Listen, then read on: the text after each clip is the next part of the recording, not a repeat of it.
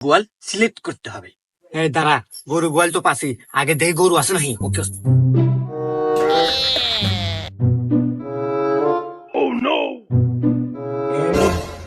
গরু আছে, গোয়াল ঘর তো পেলে আমি। এখন দেখ তারপর কি আছে। তারপরের কাজ ওস্তাদ, 100% খাঁটি হালাল সরিষার তেল লাগবে। তারা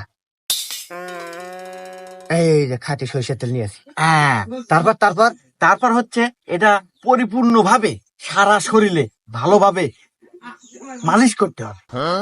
আচ্ছা, মালিশ করবানে। তারপর তারপর তারপর হচ্ছে খুবই সতর্কতার সহিত সেই গোয়ালে প্রবেশ করতে হবে। তারপর তারপর তারপর হচ্ছে ওই আরো সতর্কতার সহিত বলতেছে যে গরুর দড়িটা খুলতে হবে। খুললাম। তারপর তারপর তারপর ওই গরুটা নিজের মনে করে নিয়ে বেরিয়ে পড়তে হবে।